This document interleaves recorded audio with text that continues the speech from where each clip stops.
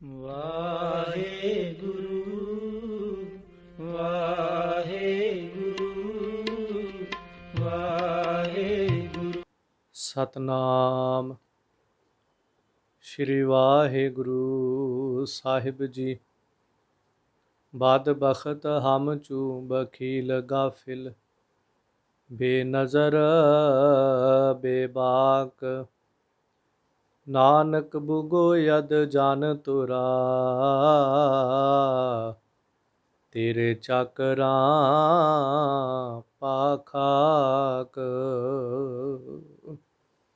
ਵਾਹਿਗੁਰੂ ਸਾਹਿਬ ਜੀ। ਲਹੁੜਾ ਤਿਲ ਹੋਏ ਜੰਮਿਆ, ਨੀਚੋ ਨੀਚ ਨਾ ਆਪ ਗਣਾਇਆ।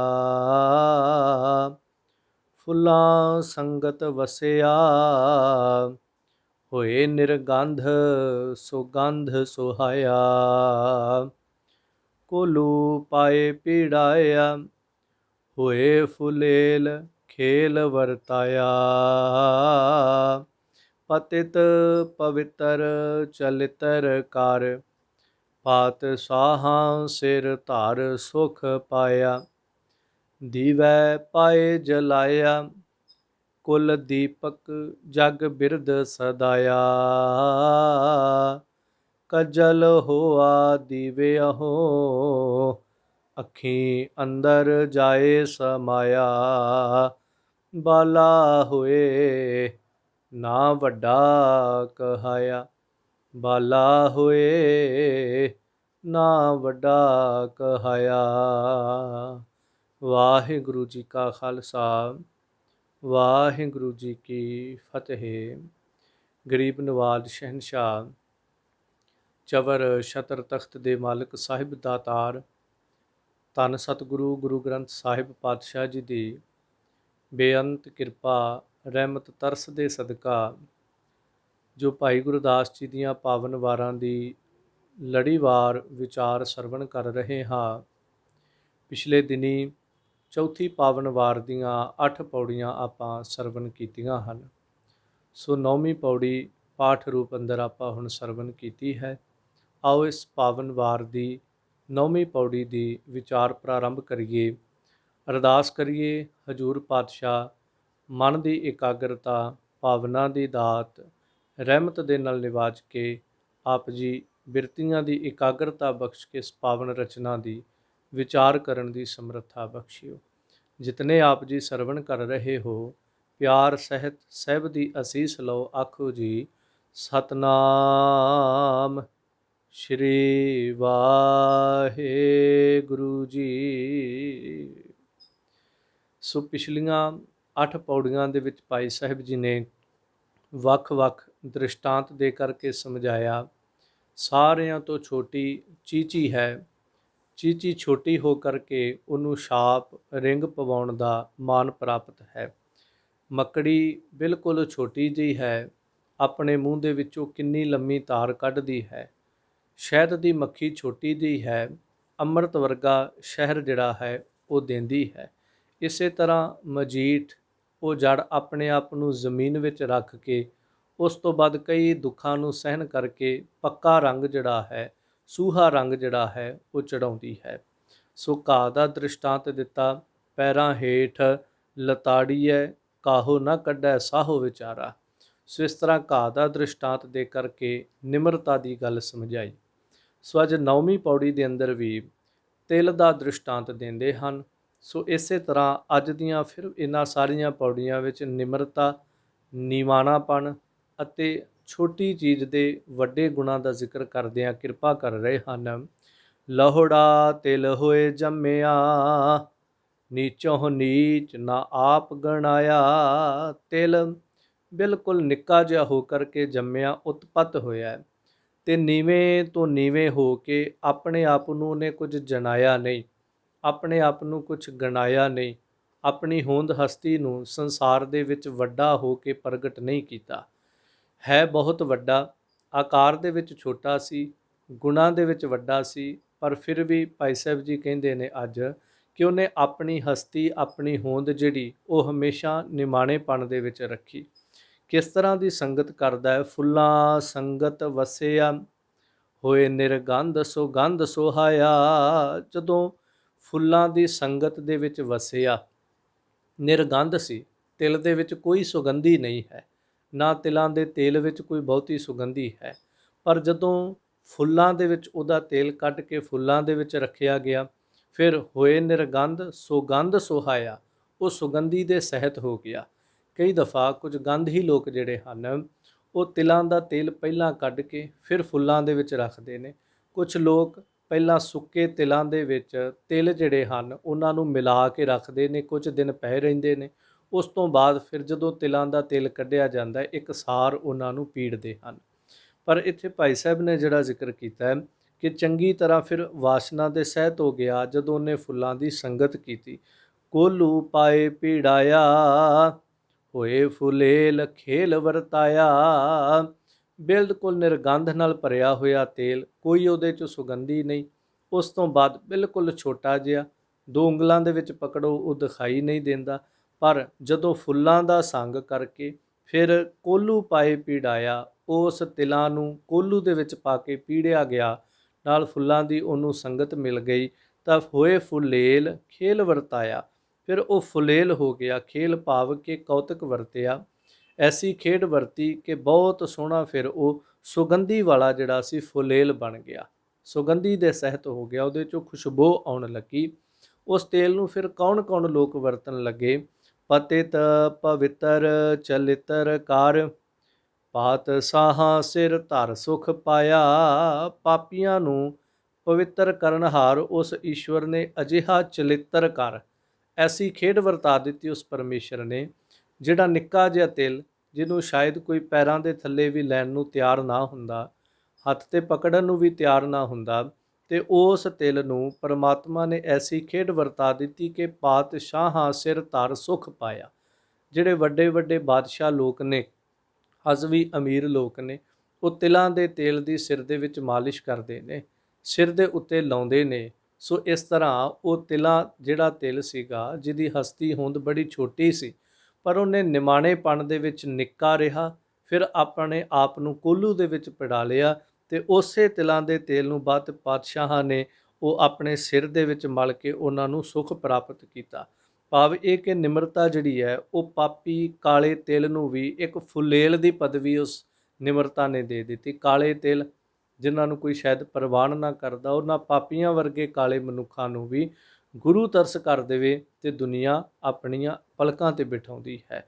ਸੋ ਅੱਗੇ ਦ੍ਰਿਸ਼ਟਾਂਤ ਦੇ ਕੇ ਕਹਿੰਦੇ, ਦੀਵੈ ਪਾਏ ਜਲਾਇਆ, ਕੁੱਲ ਦੀਪਕ ਜਗ ਬਿਰਦ ਸਦਾਇਆ। ਫਿਰ ਦੀਵੇ ਦੇ ਵਿੱਚ ਪਾ ਕੇ ਇਸੇ ਤਿਲਾਂ ਦੇ ਤੇਲ ਨੂੰ ਸਾੜਿਆ ਗਿਆ। ਉਸ ਤੋਂ ਬਾਅਦ ਜਗਤ ਵਿੱਚ ਕੁੱਲ ਦਾ ਦੀਪਕ ਭਾਵ ਕੁੱਲ ਦਾ ਪ੍ਰਕਾਸ਼ਕ ਨਾਮ ਜਿਹੜਾ ਇਹਦਾ ਰੱਖ ਦਿੱਤਾ ਗਿਆ। ਕੁੱਲ ਪ੍ਰਕਾਸ਼ਕ ਭਾਵ ਜਦੋਂ ਦੀਵੇ ਦੇ ਵਿੱਚ ਪਿਆ, ਹੁਣ ਦੀਵਾ ਪ੍ਰਕਾਸ਼ ਕਰਨ ਵਾਲਾ ਹੈ। ਪਿਛਲੀਆਂ ਵਾਰਾਂ 'ਚ ਵੀ ਆਪਾਂ ਸਰਵਣ ਕੀਤਾ ਹੈ ਕਿ ਦੀਵਾ ਜਗਦਾ ਹੋਇਆ ਜਿਹੜਾ ਹੈ ਉਹ ਛੋਟਾ ਹੈ, ਬੁੱਝਿਆ ਹੋਇਆ ਦੀਵਾ ਵੱਡਾ ਹੈ। ਦੀਵੇ ਨੂੰ ਕੁੱਲ ਪ੍ਰਕਾਸ਼ਕ ਕਿਹਾ ਜਾਂਦਾ ਹੈ, ਪਿੱਛੇ ਵੀ ਜ਼ਿਕਰ ਕੀਤਾ ਭਾਈ ਸਾਹਿਬ ਨੇ।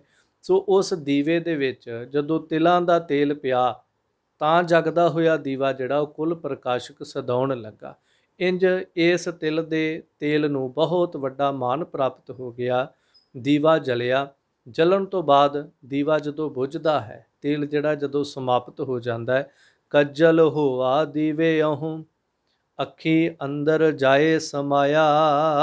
ਉਸ ਤੋਂ ਬਾਅਦ ਦੀਵੇ ਦੇ ਵਿੱਚ ਕੱਜਲ, ਜਿਹੜੀ ਸਵਾਹ ਆਪਾਂ ਸ਼ਬਦ ਵਰਤ ਲਈਏ, ਉਹ ਕੱਜਲ ਉਹ ਸੁਰਮਾ ਬਣ ਜਾਂਦਾ ਹੈ। ਉਹ ਤੇਲ ਸੜ ਸੜ ਕੇ ਉਸੇ ਦੀਵੇ ਦੇ ਅੰਦਰ ਕੜ ਕੇ ਚਾਰੇ ਪਾਸੇ ਦੀਵੇ ਦੇ ਕਾਲਖਨੁਮਾ ਜਦੋਂ ਜੰਮਦਾ ਹੈ, ਤਾਂ ਉਹ ਕੱਜਲ ਹੈ। ਉਹਨੂੰ ਫਿਰ ਅੱਖਾਂ ਦੇ ਵਿੱਚ ਲੋਕ ਪਾਉਂਦੇ ਨੇ। ਉਹਦੇ ਪਾਉਣ ਦਾ ਕਾਰਨ ਇਹ ਹੈ ਕਿਉਂਕਿ ਉਹ ਠੰਡਾ ਹੈ, ਤੇ ਇਸ ਤਰ੍ਹਾਂ ਉਹ ਪਾਉਣ ਦੇ ਨਾਲ ਅੱਖਾਂ ਦੀ ਸੁੰਦਰਤਾ ਉਹ ਵੀ ਵੱਧਦੀ, ਅਤੇ ਅੱਖਾਂ ਦੇ ਕਈ ਰੋਗ ਜਿਹੜੇ ਹਨ ਇਸ ਕੱਜਲ ਨੂੰ ਪਾਉਣ ਦੇ ਨਾਲ, ਇੰਝ ਕਹਿ ਦੇਵਾਂ ਉਸ ਸਵਾਹ ਨੂੰ ਪਾਉਣ ਦੇ ਨਾਲ, ਜੋ ਦੀਵੇ ਦੇ ਵਿੱਚ ਰਾਖ ਜੰਮੀ ਹੈ ਤਿਲਾਂ ਦੇ ਤੇਲ ਤੋਂ, ਉਹਨੂੰ ਬਹੁਤ ਲੋਕ ਜਿਹੜੇ ਫਿਰ ਅੱਖਾਂ 'ਚ ਪਾਉਂਦੇ, ਉਹਦੇ ਨਾਲ ਕਈ ਤਰ੍ਹਾਂ ਦੇ ਰੋਗ ਅੱਖਾਂ ਦੇ ਖਤਮ ਹੋ ਜਾਂਦੇ ਹਨ। ਦੂਸਰਾ ਕਾਰਨ ਇਹ ਹੈ, ਉਸੇ ਦੀਵੇ ਦੀ ਕਾਲਖ ਜਿਹੜੀ ਹੈ ਉਹਦੀ ਸਿਆਹੀ ਬਣਦੀ ਹੈ। ਉਸ ਸਿਆਹੀ ਦੇ ਨਾਲ ਵੱਡੇ ਵੱਡੇ ਬਾਦਸ਼ਾਹਾਂ ਦੇ ਜਿਹੜੇ ਕਾਰਜ ਨੇ, ਉਹਨਾਂ ਦੀਆਂ ਸਭਾ ਦੇ ਜਿਹੜੇ ਕਾਰਜ ਨੇ, ਉਸ ਸ਼ਾਹੀ ਦੇ ਨਾਲ ਕੀਤੇ ਜਾਂਦੇ ਹਨ। ਸੋ ਇਸ ਤਰ੍ਹਾਂ ਫਿਰ ਸ਼ਾਹੀ ਬਣ ਕੇ ਵੀ ਉਹਨੇ ਮਾਣ ਪ੍ਰਾਪਤ ਕੀਤਾ। ਕੱਜਲ ਬਣ ਕੇ ਵੀ ਸਾਰਿਆਂ ਦੀਆਂ ਅੱਖਾਂ ਦੇ ਵਿੱਚ ਉਹਨੇ ਮਾਣ ਪ੍ਰਾਪਤ ਕੀਤਾ ਤਿਲ ਨੇ। ਭਾਈ ਸਾਹਿਬ ਕਹਿੰਦੇ ਬਾਲਾ ਹੋਏ ਨਾ ਵੱਡਾ ਕਹਾਇਆ, ਪਰ ਫਿਰ ਵੀ ਜਿਹੜਾ ਤਿਲ ਹੈ ਉਹਨੇ ਆਪ ਨੂੰ ਬਾਲਾ ਹੋਏ, ਆਪਣੇ ਆਪ ਨੂੰ ਛੋਟਾ ਹੀ ਰੱਖਿਆ। ਤਿਲ ਨੂੰ ਹਮੇਸ਼ਾ ਤੇਲ ਹੀ ਕਿਹਾ ਗਿਆ। ਬੇਸ਼ੱਕ ਉਹ ਤੇਲ ਰੂਪ ਦੇ ਵਿੱਚ ਆਏ, ਆਪਾਂ ਕਹਿੰਦੇ ਤਿਲਾਂ ਦਾ ਤੇਲ। ਸੋ ਇਸ ਤਰ੍ਹਾਂ ਉਹਨੇ ਆਪਣਾ ਨਾਮ ਜਿਹੜਾ ਉਹ ਤਿਲ ਹੀ ਰਖਾਇਆ, ਆਪਣਾ ਨਾਮ ਜਿਹੜਾ ਉਹਨੇ ਵੱਡਾ ਨਹੀਂ ਕੀਤਾ। ਇੰਨੀਆਂ ਵੱਡੀਆਂ ਪਦਵੀਆਂ ਮਾਣ ਲਈਆਂ। ਸ਼ਬਦ ਦੁਹਰਾ ਦੇਵਾਂ, ਛੋਟਾ ਜਿਹਾ ਤਿਲ ਹੈ, ਛੋਟਾ ਨਿਰਗੰਧ ਦੇ ਸਹਿਤ ਹੈ, ਕੋਈ ਸੁਗੰਧੀ ਨਹੀਂ, ਫੁੱਲਾਂ ਦਾ ਸੰਗ ਕਰਕੇ ਫੁਲੇਲ ਬਣਿਆ, ਬਾਦਸ਼ਾਹਾਂ ਦੇ ਸਿਰ ਦਾ ਮਾਣ ਪ੍ਰਾਪਤ ਹੋਇਆ। ਉਸ ਤੋਂ ਬਾਅਦ ਫਿਰ ਪਾਤਸ਼ਾਹਾਂ ਨੇ ਜਦੋਂ ਸਿਰ ਤੇ ਧਰ ਸੁਖ ਪਾ ਲਿਆ, ਦੀਵੇ ਦੇ ਵਿੱਚ ਪਾਇਆ, ਬਾਲਿਆ ਗਿਆ, ਕੱਜਲ ਬਣ ਕੇ ਮਨੁੱਖਾਂ ਦੀਆਂ ਅੱਖਾਂ ਦੇ ਵਿੱਚ ਜਾ ਬੈਠਾ। ਅੱਖ ਦੇ ਵਿੱਚ ਆਪਾਂ ਕਿਸੇ ਨੂੰ ਜਗ੍ਹਾ ਨਹੀਂ ਦਿੰਦੇ, ਭਾਵੇਂ ਮਿੱਟੀ ਦਾ ਦਾਣਾ, ਭਾਵੇਂ ਕੱਖ ਹੋਵੇ, ਜਗ੍ਹਾ ਨਹੀਂ ਦਿੰਦੇ, ਪਰ ਉਹ ਤਿਲ ਸਾਡੀਆਂ ਅੱਖਾਂ ਦੇ ਵਿੱਚ ਕੱਜਲ ਬਣ ਕੇ ਜਿਹੜਾ ਉਹ ਆ ਬੈਠਾ। ਉਸ ਤੋਂ ਬਾਅਦ ਸ਼ਾਹੀ ਬਣ ਕੇ ਵੱਡੇ ਵੱਡੇ ਕਾਰਜਾਂ ਦੇ ਵਿੱਚ ਉਹਨੇ ਸ਼ਮੂਲੀਅਤ ਕੀਤੀ, ਪਰ ਫਿਰ ਵੀ ਆਪਣੇ ਆਪ ਨੂੰ ਨਿਮਾਣੇਪਣ ਦੇ ਵਿੱਚ ਰੱਖਿਆ। ਇੰਝ ਸਿੱਖ ਜਿਹੜਾ ਹੈ ਜਦੋਂ ਬਹੁਤ ਨਿਮਾਣਾ ਹੋ ਕਰਕੇ ਰਹਿੰਦਾ ਹੈ ਤਾਂ ਦਰਗਹਿ ਮਾਣ ਨਿਮਾਣਾ ਪਾਵੈ। ਸੋ ਸਾਰੇ ਮਾਣ ਪ੍ਰਾਪਤ ਕਰਨ ਤੋਂ ਬਾਅਦ ਵੀ ਉਹ ਸੰਸਾਰ ਦੇ ਵਿੱਚ ਨਿਮਾਣਾ ਹੋ ਕੇ ਰਹਿੰਦਾ ਹੈ। ਆਪਣੇ ਵੱਡੇ ਨਾਮ ਨਹੀਂ ਰਖਾਉਂਦਾ, ਆਪਣੇ ਨਾਲ ਉੱਚੀਆਂ ਪਦਵੀਆਂ ਨਹੀਂ ਲਾਉਂਦਾ, ਆਪਣੇ ਨਾਲ ਹੰਕਾਰ ਨਹੀਂ ਜੋੜਦਾ, ਆਪਣੇ ਨਾਲ ਤਖੱਲਸ ਨਹੀਂ ਜੋੜਦਾ ਵੱਡੇ ਵੱਡੇ। ਉਹ ਜਿਵੇਂ ਦਾ ਦਾਸ ਪਹਿਲਾਂ ਉਵੇਂ ਦਾ ਹੀ ਦਾਸਾ ਭਾਵ ਦੇ ਵਿੱਚ ਵੱਡੇ ਵੱਡੇ ਕਾਰਜ ਕਰਕੇ ਵਡਿਆਈ ਨਾ ਚਾਹੁੰਦਾ ਹੈ, ਨਾ ਕਰਦਾ ਹੈ, ਨਾ ਕਰਵਾਉਂਦਾ ਹੈ, ਉਲਟਾ ਹੋਰ ਜ਼ਿਆਦਾ ਨਿਮਰਤਾ ਦੇ ਵਿੱਚ ਉਹ ਆ ਜਾਂਦਾ ਹੈ। ਫਿਰ ਅਗਲੀ ਪੌੜੀ ਦੇ ਵਿੱਚ 10ਵੀਂ ਪੌੜੀ 'ਚ ਦ੍ਰਿਸ਼ਟਾਂਤ ਦੇ ਕੇ ਕਹਿੰਦੇ ਨੇ, ਹੋਏ ਵਡੇਵਾ ਜੱਗ ਵਿੱਚ ਬੀਜੇ ਤਨ ਖੇਹ ਨਾਲ ਰਲਾਇਆ।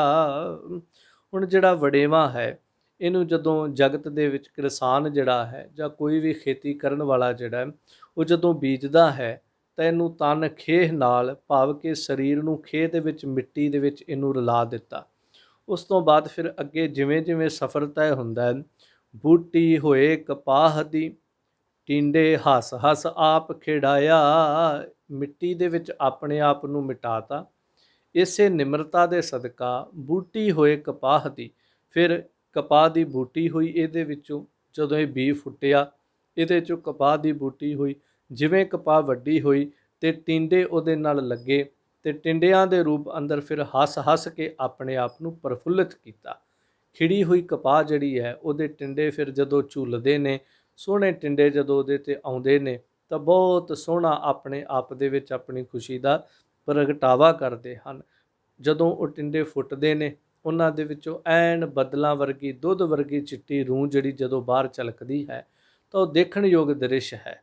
ਸੋ ਇਸ ਤਰ੍ਹਾਂ ਫਿਰ ਕਹਿੰਦੇ, ਦੁਹ ਮਿਲ ਵੇਲਣ ਵੇਲਿਆ ਲੂੰ ਲੂੰ ਕਰ ਕਰ ਤੁੰਬ ਤੁੰਬਾਇਆ। ਫਿਰ ਇਸ ਕਰਕੇ ਦੋਹੋਂ ਮਿਲ, ਦੋਹੋਂ ਭਾਵ ਦੋ ਵੇਲਣਿਆਂ ਦੇ ਵਿੱਚ, ਕਿਉਂਕਿ ਇੱਕ ਵੇਲਣ ਦੇ ਵਿੱਚ ਉਹ ਜਿਹੜੇ ਟਿੰਡੇ ਹਨ ਉਹ ਰੂੰ ਜਿਹੜੀ ਹੈ ਉਹ ਨਹੀਂ ਵੇਲੀ ਜਾਂਦੀ, ਤਾਂ ਦੋਹੋਂ ਵੇਲਣ ਦੋ ਵੇਲਣਿਆਂ ਦੇ ਵਿੱਚ ਪਾ ਕੇ ਆਪਣੇ ਆਪ ਨੂੰ ਦੋਹਾਂ ਵੇਲਣਿਆਂ ਦੇ ਵਿੱਚ ਮਿਲ ਕੇ ਵੇਲਿਆ ਗਿਆ ਤੇ ਵਾਲ ਵਾਲ ਕਰਕੇ ਇਹਦਾ ਜਿਹੜਾ ਤੁੰਬ ਤੁੰਬਾਇਆ, ਉਸ ਟਿੰਡੇ ਨੇ ਆਪਣੇ ਆਪ ਨੂੰ ਤੁੰਬਾ ਦਿੱਤਾ। ਵਾਲ ਵਾਲ ਭਾਵ ਕਿ ਉਹਦੇ ਛਿੱਲ ਵੱਖਰੇ ਹੋ ਗਏ, ਰੂਹ ਵੱਖਰੀ ਹੋ ਗਈ, ਤੁੰਬਾ ਤੁੰਬਾ ਜਿਹੜਾ ਸੀ ਉਹਨੂੰ ਵੇਲਣੇ ਨੇ ਕਰਕੇ ਰੱਖ ਦਿੱਤਾ। ਪਿੰਜਣ ਪਿੰਜ ਉਡਾਇਆ ਕਹਿ ਕਰ ਗੋੜੀ ਸੂਤ ਕਤਾਇਆ। ਫਿਰ ਪਿੰਜੇ ਦੇ ਵਿੱਚ ਪਾਇਆ ਗਿਆ। ਜਦੋਂ ਪਿੰਜੇ ਦੇ ਵਿੱਚ ਪਾਇਆ ਗਿਆ ਤੇ ਪਿੰਜੇ ਨੇ ਵੀ ਕੋਈ ਲਿਹਾਜ਼ ਨਹੀਂ ਕੀਤਾ ਉਹਦੇ ਨਾਲ, ਉਹਨੇ ਚੰਗੀ ਤਰ੍ਹਾਂ ਉਸ ਰੂਹ ਨੂੰ ਪਿੰਜਿਆ। ਉਸ ਤੋਂ ਬਾਅਦ ਪਿੰਜਣ ਤੋਂ ਬਾਅਦ ਪਿੰਜ ਪਿੰਜ ਕੇ ਉਹਨੂੰ ਉਡਾਇਆ। ਆਪ ਜੀ ਨੇ ਦੇਖਿਆ ਹੋਵੇਗਾ ਜਦੋਂ ਪੁਰਾਣੀ ਰੂਹ ਨੂੰ ਵੀ ਕਿਤੇ ਪਿੰਜੇ ਦੇ ਵਿੱਚ ਪਾਉਂਦੇ ਸੀ, ਜ਼ਿਆਦਾ ਪਿੰਜੇ ਜਿਹੜੇ ਨੇ ਉਹ ਚੱਕੀਆਂ, ਆਟਾ ਚੱਕੀਆਂ ਦੇ ਉੱਤੇ ਅੱਜ ਵੀ ਲੱਗੇ ਹੋਏ ਨੇ। ਜਦੋਂ ਉਹਦੇ ਵਿੱਚ ਰੂਹ ਪਾਈ ਜਾਂਦੀ ਹੈ, ਕਈ ਵਾਰ ਤੇ ਬੜੀ ਮੈਲੀ ਰੂਹ, ਪੁਰਾਣੀ ਰੂਹ ਨੂੰ ਲੋਕ ਪਾਉਂਦੇ ਨੇ, ਤਾਂ ਇੰਨੀ ਮੈਲੀ ਰੂਹ, ਪਰ ਜਦੋਂ ਉਹ ਪਿੰਜਾ ਉਹਨੂੰ ਚੰਗੀ ਤਰ੍ਹਾਂ ਪਿੰਜਦਾ, ਉਹਨੂੰ ਉਡਾਉਂਦਾ ਹੈ, ਉਹਦੇ 'ਚੋਂ ਸਾਰੀ ਮਿੱਟੀ ਖਤਮ ਹੋ ਜਾਂਦੀ ਹੈ, ਬਾਹਰ ਨਿਕਲ ਜਾਂਦੀ। ਪਰ ਨਵੀਂ ਰੂਹ ਨੂੰ ਵੀ ਜਦੋਂ ਪਿੰਜੇ 'ਚ ਪਾਇਆ ਜਾਂਦਾ ਹੈ ਤਾਂ ਬਿਲਕੁਲ ਉਹਨੂੰ ਉਡਾ ਦਿੰਦਾ ਹੈ। ਉਹਨੂੰ ਤੁੰਬਾ ਤੁੰਬਾ ਪਹਿਲਾਂ ਵੇਲਣੇ ਨੇ ਕਰ ਦਿੱਤਾ, ਫਿਰ ਉਹਨੂੰ ਪਿੰਜੇ ਦੇ ਵਿੱਚ ਪਾਇਆ ਗਿਆ। ਫਿਰ ਤ੍ਰਿਮਤਾਂ ਇਸਤਰੀਆਂ ਸਵਾਣੀਆਂ ਜਿਹੜੀਆਂ ਨੇ ਉਹਨਾਂ ਨੇ ਗੋਹੜੇ ਕਰਕੇ ਸੂਤ ਕੱਤਿਆ, ਭਾਵ ਗੋਹੜੇ ਬਣਾ ਲਏ, ਗੋਹੜੀਆਂ ਬਣਾ ਲਈਆਂ ਉਹਦੀਆਂ, ਫਿਰ ਉਹਨਾਂ ਦਾ ਸੂਤ ਜਿਹੜਾ ਸੀ ਉਹ ਕੱਤਣਾ ਸ਼ੁਰੂ ਕਰ ਦਿੱਤਾ। ਤਣ ਵੁਣ ਖੁੰਭ ਚੜਾਏ ਕੈ, ਦੇ ਦੁੱਖ ਧੁਆਏ ਰੰਗਾਇਆ।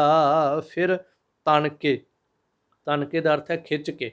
ਜਦੋਂ ਹੁਣ ਤੰਦ ਚਾੜਿਆ ਚਰਖੇ ਦੇ ਉੱਤੇ, ਉਦੋਂ ਵੀ ਤੰਦੀਆਂ ਜਿਹੜੀਆਂ ਸੀ ਉਹਨੂੰ ਖਿੱਚੀਆਂ। ਕਿੰਨੀ ਲੰਬੀ ਬਾਂਹ ਜਿਹੜੀ ਉਹ ਸਵਾਣੀ ਉਤਾਂਹ ਨੂੰ ਲੈ ਕੇ ਜਾਂਦੀ। ਤਣਿਆ, ਉਸ ਤੋਂ ਬਾਅਦ ਉਹਦੇ ਧਾਗੇ ਜਦੋਂ ਬਣ ਗਏ ਫਿਰ ਉਹਨੂੰ ਤਣਿਆ ਗਿਆ, ਖਿੱਚਿਆ ਗਿਆ ਚੰਗੀ ਤਰ੍ਹਾਂ। ਉਸ ਤੋਂ ਬਾਅਦ ਤਣ ਕੇ ਫਿਰ ਖੁੰਭ 'ਤੇ ਚੜਾਇਆ, ਖੁੰਭ ਚੜਾ ਕੇ ਉਹਨੂੰ ਰੰਗ ਦਿੱਤਾ ਗਿਆ।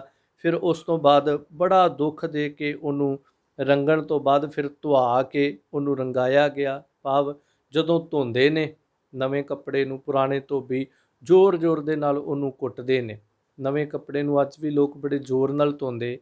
ਅੱਜ ਧੋਣ ਦਾ ਕਾਰਨ ਉਹਦੇ 'ਚ ਜਿਹੜਾ ਮਾਵਾ ਹੈ ਉਹ ਨਿਕਲ ਜਾਵੇ, ਪਰ ਫਿਰ ਵੀ ਕੋਈ ਵੀ ਕਿਸੇ ਵੀ ਪ੍ਰਕਾਰ ਦਾ ਨਵਾਂ ਕੱਪੜਾ, ਖਾਸ ਕਰਕੇ ਇਹ ਸੂਤ ਦੇ ਕੱਪੜੇ ਨੂੰ ਬੜੇ ਚੰਗੇ ਤਰੀਕੇ ਦੇ ਨਾਲ ਕੁੱਟ ਕੇ ਰੰਗ ਚਾੜਨ ਤੋਂ ਪਹਿਲਾਂ ਇਹਨੂੰ ਧੋਇਆ ਜਾਂਦਾ ਸੀ, ਤਾਂ ਕਿ ਰੰਗ ਜਿਹੜਾ ਸੋਹਣਾ ਚੜ੍ਹ ਸਕੇ। ਸੋ ਇਸ ਤਰ੍ਹਾਂ ਖੁੰਭ 'ਤੇ ਚੜ੍ਹਾ ਕੇ ਪਹਿਲਾਂ ਤਣਿਆ, ਫਿਰ ਇਹਨੂੰ ਖੁੰਭ 'ਤੇ ਚੜ੍ਹਾਇਆ, ਫਿਰ ਇਹਨੂੰ ਧੋਇਆ ਗਿਆ, ਧੋ ਕੇ ਇਹਨੂੰ ਕੁੱਟਿਆ ਗਿਆ। ਫਿਰ ਇਹਨੂੰ ਭਾਈ ਸਾਹਿਬ ਜੀ ਕਹਿੰਦੇ ਧੁਆਏ ਰੰਗਾਇਆ, ਫਿਰ ਉਹਨੂੰ ਰੰਗਿਆ ਗਿਆ। ਰੰਗਣ ਤੋਂ ਬਾਅਦ ਕੈਂਚੀ ਕੱਟਣ ਕੱਟਿਆ, ਸੂਈ ਧਾਗੇ ਜੋੜ ਸਿਵਾਇਆ। ਫਿਰ ਜਦੋਂ ਕੱਪੜਾ ਸਾਰਾ ਤਿਆਰ ਹੋ ਗਿਆ, ਫਿਰ ਦਰਜੀ ਦੇ ਹੱਥ ਵਿੱਚ ਗਿਆ ਅਤੇ ਦਰਜੀ ਨੇ ਕੈਂਚੀ ਪਕੜੀ ਅਤੇ ਕੈਂਚੀ ਦੇ ਨਾਲ ਉਸ ਕੱਪੜੇ ਨੂੰ ਕੱਟ ਕੇ ਲੀਰਾਂ ਜਿਹੜੀਆਂ ਸੀ ਉਹ ਕਰ ਦਿੱਤੀਆਂ। ਲੀਰਾਂ ਦਾ ਭਾਵ ਇਹ ਨਹੀਂ ਕਿ ਉਹਦੀ ਬਿਲਕੁਲ ਹੀ ਲੀਰਾਂ ਕਰ ਦਿੱਤੀਆਂ, ਭਾਵ ਬਿਲਕੁਲ ਸਿੱਧਾ ਕੱਪੜਾ, ਜਿਵੇਂ ਦਾ ਉਹਨੇ ਕੋਈ ਸਰੀਰ ਦਾ ਆਕਾਰ ਦੇ ਹਿਸਾਬ ਨਾਲ ਕੱਪੜਾ ਤਿਆਰ ਕਰਨਾ, ਉਹਨੂੰ ਕੱਟ ਦਿੱਤਾ ਗਿਆ, ਕਦੀ ਕਿੱਧਰ ਨੂੰ ਕਦੀ ਕਿੱਧਰ ਨੂੰ, ਆਪਣੇ ਆਕਾਰ ਦੇ ਹਿਸਾਬ ਨਾਲ।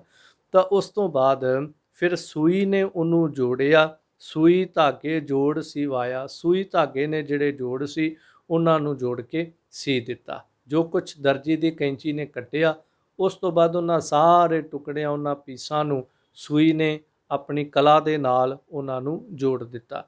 ਫਿਰ ਲੱਜਣ ਕੱਜਣ ਹੋਏ ਕਜਾਇਆ।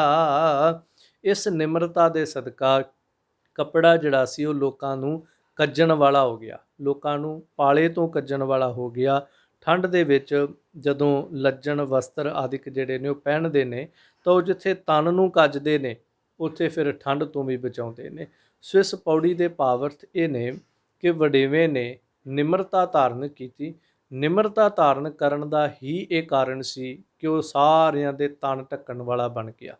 ਨਹੀਂ ਤੇ ਜੇ ਇੰਨੀ ਨਿਮਰਤਾ ਨਾ ਧਾਰਨ ਕਰਦਾ, ਇੰਨੇ ਦੁੱਖ ਨਾ ਸਹਿੰਦਾ, ਉਹ ਕਿਹਦਾ ਤਨ ਢੱਕ ਲੈਂਦਾ। ਸੋ ਇਸੇ ਤਰ੍ਹਾਂ ਜਿਹੜਾ ਗੁਰਸਿੱਖ ਹੈ, ਸਾਧੂ ਹੈ, ਸਤਿਪੁਰਖ ਹੈ, ਉਹ ਨਿਮਰਤਾ ਧਾਰਨ ਕਰਦਾ ਹੈ।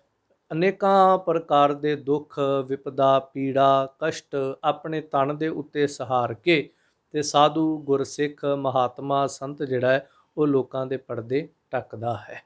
ਗੁਰੂ ਕਾ ਸਿੱਖ ਜਿਹੜਾ ਹੈ ਉਹ ਕਦੀ ਕਿਸੇ ਦੇ ਪਰਦੇ ਚੁੱਕਦਾ ਨਹੀਂ, ਉਹ ਪਰਦੇ ਢੱਕਦਾ, ਕਿਉਂਕਿ ਗੁਰੂ ਤੇ ਸਿੱਖ ਦੇ ਵਿੱਚ ਕੋਈ ਅੰਤਰ ਨਹੀਂ, ਤੇ ਗੁਰੂ ਵੀ ਸਾਰਿਆਂ ਦੇ ਪਰਦੇ ਢੱਕਦਾ ਹੈ ਤੇ ਸਿੱਖ ਵੀ ਸਾਰਿਆਂ ਦੇ ਪਰਦੇ ਢੱਕਦਾ ਹੈ। ਤੇ ਪਰਦੇ ਢੱਕਦਿਆਂ ਹੋਇਆਂ ਬੜੇ ਦੁੱਖ ਜਿਹੜੇ ਨੇ ਇਸ ਕੱਪੜੇ ਨੂੰ, ਇਸ ਵਡੇਵੇਂ ਨੂੰ ਸਹਿਣ ਕਰਨੇ ਪਏ। ਉਸੇ ਤਰ੍ਹਾਂ ਗੁਰੂ ਕਾ ਸਿੱਖ, ਕੋਈ ਸਾਧੂ ਦੁਨੀਆ ਦੇ ਪਰਦੇ ਢੱਕਦਾ ਹੈ, ਪਰ ਲੱਖਾਂ ਦੁੱਖ ਆਪਣੇ ਤਨ ਦੇ ਉੱਤੇ ਸਹਿਣ ਕਰਕੇ ਸਾਰਿਆਂ ਦੇ ਪਰਦੇ ਕੱਜ ਦਿੰਦਾ ਹੈ। ਫਿਰ ਅੱਗੇ 11ਵੀਂ ਪੌੜੀ 'ਚ ਦ੍ਰਿਸ਼ਟਾਂਤ ਦਿੰਦੇ, ਦਾਣਾ ਹੋਏ ਅਨਾਰ ਦਾ ਧੂੜ ਧੂੜੀ ਵਿੱਚ ਧੱਸੈ। ਸੋ ਅਨਾਰ ਦਾ ਛੋਟਾ ਜਿਹਾ ਦਾਣਾ ਜਿਹੜਾ ਹੈ ਉਹ ਮਿੱਟੀ ਦਾ ਰੂਪ ਹੋ ਕੇ ਮਿੱਟੀ ਦੇ ਵਿੱਚ ਜਾ ਖੁੱਭਦਾ ਹੈ। ਧੂੜ ਧੂੜੀ ਵਿੱਚ ਧੱਸੈ, ਮਿੱਟੀ ਦੇ ਵਿੱਚ ਖੁੱਭਦਾ। ਹੋਏ ਬਿਰਖ ਹਰੀਆ ਵੱਲਾ, ਲਾਲ ਗੁਲਾਲਾ ਫੁੱਲ ਵਿਗਸੈ। ਫਿਰ ਸੋਹਣਾ ਬਿਰਖ ਉਹਦੇ ਵਿੱਚੋਂ ਬਣਦਾ ਤੇ ਉਹਦੇ ਉੱਤੇ ਫੁੱਲ ਵਿਗਸੈ, ਫੁੱਲ ਖਿੜਦੇ ਨੇ। ਤੇ ਕਿਸ ਤਰ੍ਹਾਂ ਦੇ ਫੁੱਲ ਖਿੜਦੇ ਨੇ? ਜਿਵੇਂ ਪੋਸਤ ਦੇ ਫੁੱਲ ਜਿਹੜੇ ਨੇ ਲਾਲ ਹੁੰਦੇ ਨੇ, ਕਈਆਂ ਨੇ ਦੇਖੇ ਹੋਣਗੇ। ਸੋ ਬਿਲਕੁਲ ਲਾਲ ਸੁਰਖ ਫੁੱਲ, ਬਹੁਤ ਸੋਹਣੇ, ਦੂਰੋਂ ਉਹਨਾਂ ਦੀ ਚਮਕ ਬਹੁਤ ਸੋਹਣੀ ਲਾਲੀ ਮਾਰਦੇ ਨੇ, ਲਾਲੀ ਭਾਅ ਮਾਰਦੇ ਨੇ। ਸੋ ਇਸੇ ਤਰ੍ਹਾਂ ਅਨਾਰ, ਜਦੋਂ ਅਨਾਰ ਦਾ ਬੀਜ ਜਿਹੜਾ ਉਹ ਜ਼ਮੀਨ 'ਚ ਮਿੱਟੀ ਹੋ ਕੇ ਮਿਲ ਗਿਆ, ਬੂਟਾ ਅਨਾਰ ਦਾ ਉੱਗਿਆ, ਉਹਦੇ ਉੱਤੇ ਵੀ ਫਿਰ ਲਾਲ ਸੋਹਣੇ ਫੁੱਲ ਜਿਹੜੇ ਅਨਾਰ ਦੇ ਉੱਤੇ ਲੱਗਦੇ ਹਨ, ਜਿਹੜੇ ਬਹੁਤ ਜ਼ਿਆਦਾ ਖਿੜਦੇ ਹਨ। ਇਕਤ ਬਿਰਖ ਸਹਸ ਫੁੱਲ, ਫੁੱਲ ਫਲ ਇੱਕ ਦੂ ਇੱਕ ਸਰਸੈ। ਇੱਕ ਬ੍ਰਿਸ਼ ਤੋਂ ਹਜ਼ਾਰਾਂ ਫੁੱਲ ਤੇ ਉਸ ਤੋਂ ਬਾਅਦ ਫਲ, ਤੇ ਇੱਕ ਤੋਂ ਵਧੇਕ ਹੋ ਕਰਕੇ ਫਿਰ ਫਲਦੇ ਨੇ। ਇੱਕ ਬ੍ਰਿਕਸ਼, ਇੱਕ ਬੀਜ ਤੋਂ ਇੱਕ ਅਨਾਰ ਦਾ ਬੂਟਾ ਉੱਗਿਆ, ਉਹਨੂੰ ਹਜ਼ਾਰਾਂ ਫੁੱਲ ਲੱਗੇ, ਫਿਰ ਉਹਨੂੰ ਕਿੰਨੇ ਫਲ ਲੱਗੇ।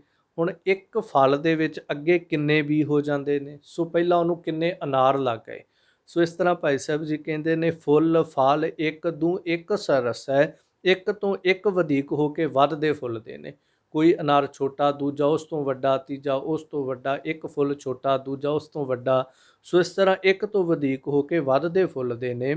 ਇੱਕ ਦੂ ਦਾਣੇ ਲੱਖ ਹੋਏ, ਫਲ ਫਲ ਦੇ ਮਨ ਅੰਦਰ ਵਸੈ। ਇੱਕ ਦਾਣੇ ਤੋਂ ਲੱਖਾਂ ਹੋ ਗਏ, ਭਾਵ ਕਿ ਬਹੁਤ ਜ਼ਿਆਦਾ ਹੋ ਗਏ। ਲੱਖਾਂ ਦਾ ਅਰਥ ਇੱਥੇ ਬਹੁਤਾਂਤ ਦੀ ਗਿਣਤੀ ਵਿੱਚ ਹੈ, ਬਹੁਤ ਗਿਣਤੀ ਵਿੱਚ, ਬਹੁਤ ਜ਼ਿਆਦਾ ਹੋ ਗਏ। ਤੇ ਇੱਕ ਇੱਕ ਫਲ ਦੇ ਢਿੱਡ ਵਿੱਚ ਵਸਦੇ ਹਨ, ਇੱਕ ਇੱਕ ਦੇ ਮਨ ਅੰਦਰ ਵਸੈ। ਮਨ ਅੰਦਰ ਭਾਵ ਅਨਾਰ ਦੇ ਢਿੱਡ ਦੇ ਵਿੱਚ ਦਾਣੇ ਵਸਦੇ ਨੇ। ਜਦੋਂ ਅਨਾਰ ਦਾ ਛਿਲਕਾ ਲਾਹੁੰਦੇ ਹਾਂ ਤੇ ਐਨ ਇੱਕ ਦੂਜੇ ਦੇ ਨਾਲ ਜੁੜ ਕੇ ਬੈਠੇ ਹੁੰਦੇ ਨੇ ਅੰਦਰ। ਤੇ ਇੱਕ ਅਨਾਰ ਦੇ ਵਿੱਚ ਕਿੰਨੇ ਕੁ ਦਾਣੇ ਨੇ ਆਪਾਂ ਸ਼ਾਇਦ ਕਦੀ ਗਿਣਦੇ ਨਹੀਂ, ਪਰ ਜੇ ਗਿਣੀਏ ਵੀ ਤੇ ਬਹੁਤ ਜ਼ਿਆਦਾ ਨੇ। ਹੁਣ ਇੱਕ ਬੂਟੇ ਦੇ ਉੱਤੇ ਕਿੰਨੇ ਅਨਾਰ ਲੱਗੇ ਹੋਏ ਨੇ। ਸੋ ਇਸ ਤਰ੍ਹਾਂ ਇੱਕ ਬੀਜ ਨੇ ਆਪਣਾ ਇੰਨਾ ਵੱਡਾ ਪਸਾਰਾ ਕਰ ਲਿਆ। ਤਿਸ ਫਲ ਤੋਟ ਨਾ ਆਵਈ, ਗੁਰਮੁਖ ਸੁਖ ਫਲ ਅੰਮ੍ਰਿਤ ਰਸੈ। ਉਸ ਬ੍ਰਿਸ਼ ਦੇ ਫਲਾਂ ਦੇ ਵਿੱਚ ਤੋਟ ਨਹੀਂ ਆਉਂਦੀ, ਕਿਉਂਕਿ ਇੱਕ ਦਾਣੇ ਤੋਂ ਬੂਟਾ, ਫਿਰ ਉਹਦੇ ਤੋਂ ਕਿੰਨੇ ਅਨਾਰ, ਉਹਨਾਂ ਸਾਰਿਆਂ ਅਨਾਰਾਂ ਦੇ ਵਿੱਚ ਹੀ ਦਾਣੇ ਨੇ। ਤੇ ਉਹ ਸਾਰਿਆਂ ਅਨਾਰਾਂ 'ਚ ਕਹਿ ਦਿਓ ਜਿੰਨੇ ਦਾਣੇ ਨੇ ਉਹ ਓਨੇ ਹੀ ਅਨਾਰ ਦੇ ਬੂਟੇ ਹਨ। ਸੋ ਇੱਕ ਦਾਣੇ ਤੋਂ ਅੱਗੇ ਕਿੰਨੇ ਵਿਸਥਾਰ ਹੋ ਗਏ। ਹੁਣ ਚਲੋ ਅੱਧੇ ਤੇ ਲੋਕਾਂ ਨੇ ਖਾ ਲਏ, ਪਰ ਜਿਹੜੇ ਉਹਨਾਂ ਦੇ ਵਿੱਚੋਂ ਜੇ 50% ਵੀ ਅੱਗੇ ਬੀਜ ਦਿੱਤੇ ਗਏ ਤੇ ਉਹ ਅੱਗੇ ਦੀ ਅੱਗੇ ਉਹਨਾਂ ਦਾ ਹੋਰ ਪਸਾਰਾ ਹੋ ਗਿਆ। ਸੋ ਇਸ ਤਰ੍ਹਾਂ ਭਾਈ ਸਾਹਿਬ ਕਹਿੰਦੇ ਉਸ ਬ੍ਰਿਸ਼ ਦੇ ਫਲਾਂ ਦੀ ਫਿਰ ਟੋਟ ਨਹੀਂ ਆਉਂਦੀ, ਘਾਟਾ ਨਹੀਂ ਪੈਂਦਾ, ਉਹ ਅੱਗੇ ਦੀ ਅੱਗੇ ਫਿਰ ਵੱਧਦੇ ਜਾਂਦੇ ਨੇ। ਤੇ ਗੁਰਮੁਖਾਂ ਦੇ ਅੰਮ੍ਰਿਤ ਰੂਪ ਸੁਖ ਫਲ ਦੇ ਰਸ ਦੀ ਕਦੇ ਟੋਟ ਨਹੀਂ ਆਉਂਦੀ, ਕਿਉਂਕਿ ਜਦੋਂ ਗੁਰਮੁਖਾਂ ਦੇ ਕੋਲ ਬਹਿ ਕੇ ਅੰਮ੍ਰਿਤ ਰਸ ਇਸ ਫਲ ਨੂੰ ਚੱਖੀਏ, ਭਾਵ ਕਿ ਨਾਮ ਰਸ ਦੀ ਵੀ ਇੱਥੇ ਉਦਾਹਰਣ ਦੇ ਰਹੇ, ਜਦੋਂ ਉਹਨੂੰ ਚੱਖੀਏ, ਜਿਵੇਂ ਅਨਾਰ ਦੇ ਦਾਣਿਆਂ 'ਚ ਅਗਾਂਹ ਟੋਟ ਨਹੀਂ ਪੈਂਦੀ, ਉਹਦੀ ਕੁੱਲ ਵੱਧਦੀ, ਇਸੇ ਤਰ੍ਹਾਂ ਨਾਮ ਰਸ 'ਚ ਫਿਰ ਕਦੀ ਟੋਟ ਨਹੀਂ ਆਉਂਦੀ। ਜਿਉਂ ਜਿਉਂ ਲयन ਤੋੜ ਫਲ, ਤਿਉਂ ਤਿਉਂ ਫਿਰ ਫਲੀਐ ਹਸੈ। ਜਿਵੇਂ ਜਿਵੇਂ ਫਲ ਤੋੜੀਦੇ ਨੇ, ਤਿਵੇਂ ਤਿਵੇਂ ਫਿਰ ਫਲਦੇ ਤੇ ਖਿੜ ਖਿੜ ਕੇ ਹੱਸਦੇ ਨੇ। ਇੱਕ ਅਨਾਰ ਤੋੜ ਲਓ, ਇਹ ਨਹੀਂ ਕਿ ਦੁਬਾਰਾ ਉਸ ਬੂਟੇ ਨੂੰ ਲੱਗਦਾ ਨਹੀਂ, ਇੱਕ ਵਾਰ ਸਾਰੇ ਤੋੜ ਲਓ ਦੁਬਾਰਾ ਫਿਰ ਲੱਗਦੇ ਨੇ, ਫਿਰ ਤੋੜੋ ਫਿਰ ਲੱਗ ਜਾਂਦੇ ਨੇ। ਸੋ ਜਿਵੇਂ ਜਿਵੇਂ ਉਹਨਾਂ ਨੂੰ ਤੋੜਿਆ ਜਾਂਦਾ ਹੈ, ਉਵੇਂ ਉਵੇਂ ਉਹ ਦੁਬਾਰਾ ਫਿਰ ਆਉਂਦੇ ਨੇ, ਫਿਰ ਉਸੇ ਤਰ੍ਹਾਂ ਹੀ ਖਿੜਦੇ ਨੇ, ਫਿਰ ਉਸੇ ਤਰ੍ਹਾਂ ਹੀ ਦਾਣਿਆਂ ਨਾਲ ਭਰੇ ਨੇ, ਫਿਰ ਉਸੇ ਤਰ੍ਹਾਂ ਲਾਲ ਸੁਰਖ ਉਹਨਾਂ ਦੇ ਫੁੱਲ ਨੇ, ਉਸੇ ਤਰ੍ਹਾਂ ਛੋਟੇ ਵੱਡੇ ਸੋਹਣੇ ਗੋਲ ਉਹਨਾਂ ਦੇ ਆਕਾਰ ਹੁੰਦੇ ਹਨ। ਨਿਵ ਚੱਲਣ ਗੁਰਮਾਰਗ ਦਸੈ। ਨਿਚੋੜ ਕੱਢਦੇ ਨੇ ਇਸ ਪਾਵਨ ਪੌੜੀ ਦਾ, ਕਹਿੰਦੇ ਨਿਵ ਕੇ ਚੱਲਣਾ, ਇਹ ਰਸਤਾ ਜਿਹੜਾ ਗੁਰੂ ਜੀ ਦੱਸਦੇ ਨੇ, ਕਿਉਂਕਿ ਇਹਦੇ 'ਚ ਨਿਰਮਾਣਤਾ ਕਿਸੇ ਦਾਣਾ ਹੋਏ ਅਨਾਰ ਦਾ ਧੂੜ ਧੂੜੀ ਵਿੱਚ ਧਸੈ। ਉਹ ਛੋਟਾ ਜਿਹਾ ਦਾਣਾ ਜ਼ਮੀਨ ਦੇ ਵਿੱਚ ਧਸ ਗਿਆ, ਬਸ ਉਸ ਇੱਕ ਨੇ ਜਦੋਂ ਆਪਣੀ ਹੋਂਦ ਹਸਤੀ ਮਿਟਾਤੀ, ਨਿਮਰਤਾ ਧਾਰਨ ਕਰ ਲਈ, ਤੇ ਬਸ ਉਹਦੇ ਤੋਂ ਇੰਨਾ ਜ਼ਿਆਦਾ ਪਸਾਰਾ ਜਿਹੜਾ ਹੋ ਗਿਆ। ਇਸ ਤਰ੍ਹਾਂ ਭਾਈ ਸਾਹਿਬ ਜੀ ਇੱਥੇ ਕਹਿੰਦੇ ਨੇ, ਗੁਰੂ ਨਿਮਰਤਾ ਦਾ ਮਾਰਗ ਦੱਸਦਾ ਹੈ। ਨਿਵ ਚੱਲਣ ਗੁਰ ਮਾਰਗ ਦੱਸੈ। ਤੇ ਜਿਹੜਾ ਗੁਰੂ ਦੇ ਦੱਸੇ ਹੋਏ ਮਾਰਗ ਦੇ ਉੱਤੇ ਨਿਮਾਣਾ ਹੋ ਕਰਕੇ ਚੱਲਦਾ ਹੈ, ਉਹ ਫਿਰ ਇਸ ਨਿਮਾਣੇਪਣ ਦੇ ਰਸਤੇ 'ਤੇ ਚੱਲ ਕੇ ਸੰਸਾਰ ਦੇ ਵਿੱਚ ਬਹੁਤ ਮਾਨ ਪਤ ਪ੍ਰਤਿਸ਼ਠਾ ਪ੍ਰਾਪਤ ਕਰਦਾ ਹੈ। ਜਿਵੇਂ ਫਿਰ ਲਾਲ ਸੁਰਖ ਅਨਾਰ ਦੇ ਫੁੱਲ ਉਹਦੇ ਫਲ ਝੂਲਦੇ ਨੇ, ਇਸ ਤਰ੍ਹਾਂ ਉਹਦੇ ਜੀਵਨ ਦੇ ਵਿੱਚ ਰੂਹਾਨੀਅਤ, ਰੰਗਤ, ਜੀਵਨ ਦੀ ਲਾਲੀ, ਨਾਮ ਦਾ ਖੇੜਾ ਜਿਹੜਾ ਹੈ ਉਹਦੇ ਜੀਵਨ ਉੱਤੇ ਡਲਕਾ ਮਾਰਦਾ ਹੈ। ਸੋ ਇਸ ਤਰ੍ਹਾਂ ਭਾਵ ਕਿ ਉੱਚੀ ਜਾਤ ਦਾ ਅਨਾਰ ਜਿਹੜਾ ਹੈ, ਉੱਚੀ ਜਾਤ ਦਾ ਹੋ ਕੇ ਜਦ ਇਹਨੇ ਗਰੀਬੀ ਧਾਰਨ ਕੀਤੀ ਹੈ, ਨਿਮਰਤਾ, ਅਨਾਰ ਸਾਰਿਆਂ ਤੋਂ ਉੱਚਾ ਹੈ, ਫਲਾਂ ਦੇ ਵਿੱਚ ਅਨਾਰ ਨੂੰ ਬਹੁਤ ਉੱਚਾ ਥਾਂ ਮਿਲਦਾ ਹੈ, ਸਾਰਿਆਂ ਤੋਂ ਉੱਚੀ ਜਾਤ ਦਾ ਹੋ ਕੇ ਜਦੋਂ ਨਿਮਰਤਾ ਤਾਂ ਇਹਨੇ ਪਕੜੀ ਹੈ, ਤਾਂ ਫਿਰ ਦੇਖਦੇ ਹਾਂ ਕਿੰਨਾ ਜ਼ਿਆਦਾ ਵਿਪਤਾ ਚੱਲਣ ਤੋਂ ਬਾਅਦ ਫਿਰ ਵੀ ਹੱਸਦਾ, ਪਰਉਪਕਾਰ ਕਰਦਾ, ਪਰ ਦੁੱਖ ਨਹੀਂ ਮੰਨਦਾ। ਇਸ ਤਰ੍ਹਾਂ ਪਰਉਪਕਾਰੀ ਸਾਨੂੰ ਜੀਵਨ ਦੇ ਵਿੱਚ ਬਣਨਾ ਚਾਹੀਦਾ। ਅਗਲੀ ਪੌੜੀ 'ਚ ਹੁਣ ਜ਼ਿਕਰ ਕਰਦੇ ਨੇ, ਰੇਨ ਰਸਾਇਣ ਸਿੰਜੀਐ, ਰੇਤ ਹੇਤ ਕਰ ਕੰਚਨ ਵਸੈ। ਸੋਨੇ ਦਾ ਦ੍ਰਿਸ਼ਟਾਂਤ ਦੇ ਕੇ ਭਾਈ ਸਾਹਿਬ ਸਮਝਾਉਂਦੇ ਨੇ, ਰੇਨ ਕਿਨਕੇ ਦੇ ਵਿੱਚੋਂ ਰਸਾਇਣ ਪ੍ਰਾਪਤ ਹੁੰਦੀ ਹੈ। ਜਿਹੜਾ ਸੋਨਾ ਹੈ, ਪਹਿਲਾਂ ਬਹੁਤ ਘੱਟ ਪਤਾ ਹੁੰਦਾ ਸੀ, ਅੱਜ ਵੀ ਨਹੀਂ ਪਤਾ ਕਈਆਂ ਨੂੰ ਸੋਨੇ ਦੀ ਪ੍ਰਾਪਤੀ ਕਿਵੇਂ ਹੈ। ਤਾਂ ਭਾਈ ਸਾਹਿਬ ਜੀ ਕਹਿੰਦੇ ਰੇਨ ਦੇ ਵਿੱਚੋਂ ਰਸਾਇਣ, ਰੇਨ ਕਹਿੰਦੇ ਨੇ ਰੇਤ ਦੇ ਵਿੱਚੋਂ, ਰੇਤ ਦੇ ਵਿੱਚੋਂ ਰਸਾਇਣ ਪ੍ਰਾਪਤ ਹੁੰਦੀ ਹੈ, ਤਾਂ ਜੇ ਪੁੱਛੀਏ ਜੀ ਕਿੱਦਾਂ, ਤਾਂ ਉਹਦਾ ਅਰਥ ਇਹ ਹੈ ਕਿ ਸੋਨਾ ਰੇਤ ਦੇ ਵਿੱਚ ਪ੍ਰੇਮ ਦੇ ਨਾਲ ਪਹਿਲਾਂ ਵੱਸਦਾ ਹੈ, ਰੇਤ ਦੇ ਵਿੱਚ ਮਿਲਿਆ ਹੋਇਆ ਹੈ। ਉਹ ਸਾਰਾ ਪ੍ਰੋਸੀਜਰ ਜੋ ਅੱਜ ਮਸ਼ੀਨਾਂ ਦੇ ਨਾਲ ਹੁੰਦਾ ਹੈ, ਪੁਰਾਣੇ ਸਮੇਂ ਦੇ ਵਿੱਚ ਕਿਵੇਂ ਹੁੰਦਾ ਸੀ, ਉਹ ਇਸ ਵਾਰ ਦੇ ਵਿੱਚ ਭਾਈ ਸਾਹਿਬ ਜੀ ਸਾਨੂੰ ਸਮਝਾਉਣਗੇ। ਕਹਿੰਦੇ ਰੇਣ ਰਸਾਇਣ ਸਿੱਝੀਐ, ਰੇਤ ਹੇਤ ਕਰ ਕੰਚਨ ਵਸੈ। ਰੇਤ ਦੇ ਨਾਲ ਬੜਾ ਪ੍ਰੇਮ ਕਰਕੇ ਸੋਨਾ ਜਿਹੜਾ ਉਸ ਰੇਤ ਦੇ ਵਿੱਚ ਵੱਸਦਾ, ਆਮ ਬੰਦੇ ਨੂੰ ਦਿਖਾਈ ਨਹੀਂ ਦਿੰਦਾ, ਇੰਨਾ ਪ੍ਰੇਮ ਕਰਕੇ ਉਹਦੇ ਵਿੱਚ ਉਹ ਅਭੇਦ ਹੋਇਆ ਰਹਿੰਦਾ ਹੈ। ਧੋਏ ਧੋਏ ਕਣ ਕੱਢੀਐ, ਰੱਤੀ ਮਾਸਾ ਤੋਲਾ ਹਸੈ। ਫਿਰ ਉਹ ਜਿਹੜੀ ਰੇਨ ਬਣਦੀ ਨਾ, ਛੋਟੀਆਂ ਛੋਟੀਆਂ ਭੇਲੀਆਂ ਉਹਦੀਆਂ ਬਣਦੀਆਂ ਨੇ, ਛੋਟੀਆਂ ਛੋਟੀਆਂ। ਰੇਤ ਦੇ ਜਿਹੜੇ ਆਮ ਦਾਣੇ ਨੇ ਨਾ, ਉਹਨਾਂ ਦਾਣੇ ਨਾਲ ਛੋਟੇ ਥੋੜ੍ਹੇ ਥੋੜ੍ਹੇ ਵੱਡੇ ਦਾਣੇ ਹੁੰਦੇ ਨੇ, ਉਹ ਰੇਤ ਦੇ ਵਿੱਚ ਮਿਲੇ ਹੋਏ ਹੁੰਦੇ ਨੇ। ਆਮ ਰੇਤ ਨਹੀਂ, ਜੇ ਆਪਾਂ ਕਹੀ ਵੀ ਸਾਡੇ ਖੇਤਾਂ ਦੀ ਰੇਤ ਹੈ ਇਹਦੇ ਵਿੱਚ ਸੋਨਾ ਹੋਏਗਾ, ਆਮ ਰੇਤ ਨਹੀਂ। ਕੁਝ ਵਿਸ਼ੇਸ਼ ਥਾਵਾਂ ਜਿਨ੍ਹਾਂ ਨੂੰ ਪ੍ਰਕਿਰਤੀ ਨੇ ਨਿਵਾਜਿਆ ਹੁੰਦਾ ਹੈ। ਤੇ ਉਸ ਤੋਂ ਬਾਅਦ ਧੋ ਧੋ ਕੇ ਕਿਣਕੇ ਜਿਹੜੇ ਉਹ ਕੱਢੀ ਦੇ, ਉਸ ਰੇਤਾਂ ਨੂੰ ਧੋਈਦਾ। ਧੋਣ ਤੋਂ ਬਾਅਦ ਉਹਦੇ ਵਿੱਚ ਜਿਹੜੇ ਸੋਨੇ ਦੇ ਕਿਣਕੇ ਹੁੰਦੇ ਨੇ, ਬੜੇ ਬਰੀਕ ਹੁੰਦੇ ਨੇ, ਉਹ ਜਿਹੜੇ ਨੇ ਉਹਨਾਂ ਨੂੰ ਜਿਹੜੇ ਕਾਰੀਗਰ ਜਾਂ ਕਹਿ ਲਓ ਜਿਹੜੇ ਉਸ ਕੰਮ ਨੂੰ ਪੀੜ੍ਹੀਆਂ ਤੋਂ ਕਰਦੇ ਆ ਰਹੇ ਨੇ, ਜਿਨ੍ਹਾਂ ਨੂੰ ਪਹਿਚਾਣ ਹੈ। ਇੱਧਰ ਵੀ ਬਿਹਾਰ ਦੇ ਵਿੱਚ ਵੀ ਐਸੀ ਇੱਕ ਜਗ੍ਹਾ ਹੈ ਜਿਸ ਦੇ ਵਿੱਚੋਂ ਰੇਤ ਦੇ ਵਿੱਚੋਂ ਸੋਨਾ ਨਿਕਲਦਾ ਹੈ। ਸੋ ਖੈਰ ਮੈਂ ਜ਼ਿਕਰ ਕਰਾਂ, ਉਹਨੂੰ ਬਾਅਦ 'ਚ ਜਦੋਂ ਉਸ ਰੇਤ ਨੂੰ ਧੋਇਆ ਜਾਂਦਾ ਹੈ ਤਾਂ ਰੇਤ ਜਿਹੜੀ ਉਹ ਆਪਣੇ ਆਪ ਅਲੱਗ ਵਹਿ ਜਾਂਦੀ ਪਾਣੀ 'ਚ, ਜਿਵੇਂ ਭਾਰੀ ਚੀਜ਼ ਖੜ ਜਾਂਦੀ ਹੈ। ਇਸ ਤਰ੍ਹਾਂ ਸੋਨੇ ਦੇ ਜਿਹੜੇ ਛੋਟੇ ਛੋਟੇ ਮੈਂ ਜ਼ਿਕਰ ਕਰਾਂ ਰੇਤਨੁਮਾ ਹੀ ਕਿਣਕੇ ਨੇ, ਇਹ ਨਹੀਂ ਕਿ ਕੋਈ ਮੋਟੇ ਮੋਟੇ ਪੱਥਰ ਹਨ। ਉਹ ਤਾਂ ਫਿਰ ਧੋਣ ਦੀ ਲੋੜ ਹੀ ਨਾ ਪਵੇ, ਵੈਸੇ ਹੀ ਬੰਦਾ ਚੁਗ ਲਵੇਗਾ। ਸੋ ਧੋਣ ਤੋਂ ਬਾਅਦ ਉਹ ਕਿਣਕੇ ਜਿਹੜੇ ਨੇ ਉਹਨਾਂ ਨੂੰ ਵੱਖ ਕਰ ਲਿਆ ਜਾਂਦਾ, ਜਿਹੜੇ ਹਾਲੇ ਸੋਨਾ ਨਹੀਂ ਹਨ, ਸਿਰਫ ਉਹ ਰਸਾਇਣ ਹਨ, ਰਸਾਇਣ ਰੂਪ ਦੇ ਅੰਦਰ ਉਹ ਪ੍ਰਾਪਤ ਹੋਇਆ ਹੈ। ਤਾਂ ਹੌਲੀ ਹੌਲੀ ਉਹਨੂੰ ਜਦੋਂ ਅਲੱਗ ਕਰ ਲਿਆ, ਫਿਰ ਮਾਸਾ ਤੋਲਾ ਇਹ ਵਜ਼ਨ ਦਾ ਨਾਮ ਹੋ ਕਰਕੇ ਉਹ ਸੋਨਾ ਫਿਰ ਜਿਹੜਾ ਚਮਕਦਾ ਹੈ। ਚਮਕਦਾ ਭਾਵ ਹੱਸਦਾ ਹੈ, ਖਿੜਦਾ ਹੈ। ਹੁਣ ਰੇਤ ਪਹਿਲਾਂ ਕਿਸੇ ਨੇ ਜਿਵੇਂ ਕਹਿ ਲਓ ਵੀ ਅੱਧੀ ਟਰਾਲੀ ਲਈ, ਪਰ ਉਸ ਤੋਂ ਬਾਅਦ ਜਿਹੜਾ ਉਹਨੂੰ ਪ੍ਰਾਪਤ ਹੋਇਆ ਉਹ ਇਹ ਨਹੀਂ ਕਹਿੰਦਾ ਹੁਣ ਮੈਨੂੰ ਅੱਧੀ ਟਰਾਲੀ ਪ੍ਰਾਪਤ ਹੋ ਗਈ, ਨਹੀਂ, ਮੈਨੂੰ ਇੰਨੇ ਤੋਲੇ ਲੱਭੇ ਨੇ, ਮੈਨੂੰ ਰਸਾਇਣ ਇੰਨੇ ਤੋਲੇ ਲੱਭ ਗਈ, ਇੰਨੀਆਂ ਰੱਤੀਆਂ ਲੱਭ ਗਈ। ਆਪਾਂ ਸੋਨਾ ਵੀ ਜਦੋਂ ਖਰੀਦਦੇ ਹਾਂ ਤੇ ਤੋਲਿਆਂ ਰੱਤੀਆਂ ਮਾਸਿਆਂ ਦੇ ਵਿੱਚ ਹੀ ਖਰੀਦਿਆ ਜਾਂਦਾ।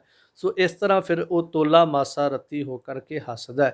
ਪਾਏ ਕੋਠਾਲੀ ਗਾਲੀਐ, ਰਹਿਣੀ ਕਰ ਸੁਣਿਆਰ ਵੇ ਗਸੈ। ਫਿਰ ਉਹ ਜਿਹੜੀ ਰਸਾਇਣ ਹੈ ਨਾ, ਛੋਟੀਆਂ ਛੋਟੀਆਂ ਡਲੀਆਂ ਮੈਂ ਜਿਵੇਂ ਕਹਾਂ, ਉਹਨੂੰ ਫਿਰ ਕੋਠਾਲੀ ਦੇ ਵਿੱਚ ਪਾਉਂਦਾ ਹੈ ਸੁਨਾਰ, ਤੇ ਕੋਠਾਲੀ ਦੇ ਵਿੱਚ ਪਾ ਕਰਕੇ ਫਿਰ ਕੀ ਕਰਦਾ, ਉਹਨੂੰ ਗਾਲਦਾ ਹੈ, ਚੰਗੀ ਤਰ੍ਹਾਂ ਉਹਨੂੰ ਅੱਗ ਦੇ ਵਿੱਚ ਤਪਾਉਂਦਾ ਹੈ। ਫਿਰ ਜਿਹੜੀ ਉਹਦੇ ਵਿੱਚ ਕੋਈ ਖੋਟ, ਕਿਉਂਕਿ ਪਹਿਲਾਂ ਤਾਂ ਸਿਰਫ ਰਸਾਇਣ ਹੀ ਹੈ, ਫਿਰ ਉਹ ਜਦੋਂ ਕੋਠਾਲੀ ਦੇ ਵਿੱਚ ਪਾਉਂਦਾ ਹੈ, ਉਸ ਰੇਣੀ ਭੇਲੀ ਕਰਕੇ ਉਹ ਜਿਹੜੀ ਰੇਣ ਰਸਾਇਣ ਉਹਨੂੰ ਪ੍ਰਾਪਤ ਹੋਈ, ਫਿਰ ਉਹਨਾਂ ਦੀ ਇੱਕ ਭੇਲੀ ਬਣ ਜਾਂਦੀ ਹੈ। ਫਿਰ ਸ਼ਬਦ ਸਮਝਾਵਾਂ, ਸਮਝਣ ਦੀ ਕੋਸ਼ਿਸ਼ ਕਰਾਂ, ਮੈਂ ਮਾफ़ ਕਰਿਓ ਮੇਰੇ ਸ਼ਬਦ ਨੂੰ, ਸਮਝਾਵਾਂ ਨਹੀਂ ਮੈਂ ਕਹਿ ਸਕਦਾ, ਕਿਉਂਕਿ ਮੈਂ ਇੰਨਾ ਵੱਡਾ ਨਹੀਂ ਮੈਂ ਕਿਸੇ ਨੂੰ ਸਮਝਾ ਸਕਾਂ। ਸੋ ਆਪ ਸਮਝਣ ਦੀ ਕੋਸ਼ਿਸ਼ ਕਰ ਰਹੇ ਹਾਂ ਫਿਲਹਾਲ। ਸੋ ਮੈਂ ਸ਼ਬਦ ਕਵਾਂ, ਫਿਰ ਸ਼ਬਦ ਦੁਹਰਾਵਾਂ, ਤਾਂ ਇਸ ਤਰ੍ਹਾਂ ਛੋਟੇ ਛੋਟੇ ਪਹਿਲਾਂ ਕਿਣਕੇ ਨੇ, ਜਦੋਂ ਅੱਗ ਦੇ ਵਿੱਚ ਉਹਨਾਂ ਨੂੰ ਪਾਇਆ ਗਿਆ ਤਾਂ ਉਹ ਇੱਕ ਹੋ ਗਏ ਫਿਰ ਸਾਰੇ, ਕਿਉਂਕਿ ਜਦੋਂ ਲਿਕੁਇਡ ਹੋ ਗਿਆ, ਜਦੋਂ ਢਲ ਗਏ, ਤਾਂ ਫਿਰ ਭਾਈ ਸਾਹਿਬ ਜੀ ਕਹਿੰਦੇ ਸੁਨਾਰਾ ਬੜਾ ਖੁਸ਼ ਹੋਇਆ, ਉਹਨੇ ਉਹਨਾਂ ਸਾਰਿਆਂ ਦੀ ਇੱਕ ਭੇਲੀ ਬਣਾ ਲਈ, ਇੱਕ ਡਲੀ ਬਣਾ ਲਈ ਵੱਡੀ ਸਾਰੀ।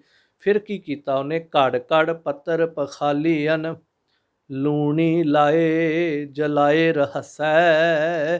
ਫਿਰ ਉਹਨੇ ਉਹਦੇ ਪੱਤਰੇ ਕੱਢ ਲਏ, ਉਹਦੀ ਇੱਕ ਵੱਡੀ ਭੇਲੀ ਬਣਾ ਕੇ, ਫਿਰ ਉਹਦੇ ਪੱਤਰੇ ਉਹਨੂੰ ਕੱਟ ਕੇ, ਜਿਵੇਂ ਆਪਾਂ ਕਹਿ ਲਈਏ ਪਲੇਟਸ ਜਿਹੜੀਆਂ ਨੇ ਉਹਦੀਆਂ ਬਣਾ ਦਿੱਤੀਆਂ ਗਈਆਂ। ਫਿਰ ਉਹਨਾਂ ਨੂੰ ਚੰਗੀ ਤਰ੍ਹਾਂ ਪੱਤਰੇ ਕੱਢ ਕੇ, ਫਿਰ ਉਹਨਾਂ ਨੂੰ ਵੀ ਚੰਗੀ ਤਰ੍ਹਾਂ ਧੋਂਦਾ, ਪੱਤਰਿਆਂ ਨੂੰ ਕੱਢ ਕੇ ਚੰਗੀ ਤਰ੍ਹਾਂ ਧੋਂਦਾ, ਫਿਰ ਮਸਾਲੇ ਲਾ ਲਾ ਕੇ, ਫਿਰ ਉਹਨਾਂ ਨੂੰ ਅੱਗ ਦੇ ਕੇ ਬੜਾ ਖੁਸ਼ ਹੁੰਦਾ ਸੁਨਾਰਾ। ਸਿੱਧੀ ਅੱਗ ਨਹੀਂ ਉਸ ਤੋਂ ਬਾਅਦ ਉਹਨੂੰ ਦਿੱਤੀ ਜਾਂਦੀ, ਮਸਾਲੇ ਦਾ ਹੁਣ ਅਰਥ ਇੱਥੇ ਨਹੀਂ, ਆਪਾਂ ਕਹੀ ਸ਼ਾਇਦ ਕੋਈ ਸਬਜ਼ੀ ਵਾਲੇ ਮਸਾਲੇ ਲਾਉਂਦਾ, ਇੰਝ ਕਹਿ ਦਈਏ ਜਿਵੇਂ ਕੈਮੀਕਲ ਲਾਉਣੇ। ਪੁਰਾਣੇ ਸਮੇਂ 'ਚ ਮਸਾਲੇ ਲਾਉਂਦੇ ਸੀ, ਅੱਜ ਵੀ ਜ਼ਿਆਦਾ ਮਸਾਲੇ ਹੀ ਲਾਏ ਜਾਂਦੇ ਨੇ। ਅੱਜ ਦੀ ਭਾਸ਼ਾ 'ਚ ਕਹਿ ਦਈਏ ਕੁਛ ਇਸ ਤਰ੍ਹਾਂ ਦੇ ਵੱਖਰੇ ਕੈਮੀਕਲ ਜਿਹੜੇ ਨੇ ਉਹ ਲਾ ਦੇਣੇ, ਉਸ ਤੋਂ ਬਾਅਦ ਫਿਰ ਉਹਨੂੰ ਅੱਗ ਲਾਈ ਜਾਂਦੀ ਹੈ। ਸੋ ਪੱਤਰੇ ਕਰਕੇ ਉਹਨਾਂ ਨੂੰ ਧੋਂਦਾ ਹੈ, ਫਿਰ ਮਸਾਲੇ ਲਾ ਕੇ, ਫਿਰ ਸੁਨਾਰਾ ਜਿਹੜਾ ਉਹਨੂੰ ਅੱਗ ਦੇ ਦੇ ਕੇ ਬੜਾ ਖੁਸ਼ ਹੁੰਦਾ। ਬੇਸ਼ੱਕ ਅੱਜ ਇਹ ਪ੍ਰੋਸੀਜਰ ਮਸ਼ੀਨਾਂ ਦੁਆਰਾ ਹੈ, ਪਰ ਫਿਰ ਵੀ ਕਿਤੇ ਨਾ ਕਿਤੇ ਹੱਥੀਂ ਸੁਨਾਰੇ ਕਰਦੇ ਹਨ। 12 ਵੰਨੀ ਹੋਏ ਕੈ ਲੱਗੈ ਲਵੈ, ਕਸੌਟੀ ਕੱਸੈ। ਸੋ ਇਸ ਤਰ੍ਹਾਂ 12 ਵੰਨੀਆਂ ਦਾ ਬਿਲਕੁਲ ਸ਼ੁੱਧ ਸੋਨਾ ਹੋ ਕਰਕੇ ਲੱਗੈ ਲਵੈ, ਬਿਲਕੁਲ ਨਰਮ ਮਾਲੂਮ ਹੁੰਦਾ ਹੈ। ਜਿਹੜਾ ਪਹਿਲਾਂ ਰੇਤ ਦੇ ਰੂਪ ਵਿੱਚ ਸੀ, ਫਿਰ ਰਸਾਇਣ ਰੂਪ ਬਣਿਆ, ਫਿਰ ਭੇਲੀ ਰੂਪ ਬਣ ਗਿਆ, ਫਿਰ ਉਹਦੇ ਪੱਤਰੇ ਹੋ ਗਏ, ਪੱਤਰੇ ਜਿਵੇਂ ਆਪਾਂ ਕਹਿ ਦਈਏ ਬਿਸਕਿਟ ਬਣ ਗਏ। ਸੋ ਇਸ ਤਰ੍ਹਾਂ ਉਸ ਤੋਂ ਬਾਅਦ ਫਿਰ ਬਿਲਕੁਲ ਨਰਮ ਹੋ ਜਾਂਦਾ ਹੈ। ਫਿਰ ਕਸੌਟੀ ਦੇ ਉੱਤੇ ਉਸ ਦੀ ਚੱਸ ਲਾ ਕੇ ਜਦੋਂ ਵੇਖੀਦਾ ਹੈ, ਜਾਂ ਇੰਜ ਕਹਿ ਦਈਏ ਕਿ ਲਾਗਾਂ ਲਾ ਕੇ ਜਦੋਂ ਕਸੌਟੀ ਦੇ ਉੱਤੇ ਉਹਨੂੰ ਕੱਸੀਦਾ ਹੈ, ਜਦੋਂ ਹੁਣ ਉਹਨੂੰ ਕਸੌਟੀ ਦੇ ਉੱਤੇ ਪਾਇਆ ਗਿਆ, ਫਿਰ ਉਹ ਬੜਾ ਖੁਸ਼ ਹੋ ਕਰਕੇ ਉਹਨਾਂ ਕਸੌਟੀਆਂ ਦੇ ਉੱਤੇ ਆਪਣੇ ਆਪ ਨੂੰ ਕਸਾਉਂਦਾ ਹੈ, ਉਹਨੂੰ ਸੁਨਾਰ ਕੱਸਦਾ ਕਸਵੱਟੀ ਦੇ ਉੱਤੇ। ਟਕਸਾਲੈ ਸਿੱਕਾ ਪਵੈ ਕਾਣ ਅਹਰਣ ਵਿੱਚ ਅਚਲ ਸਰਸੈ।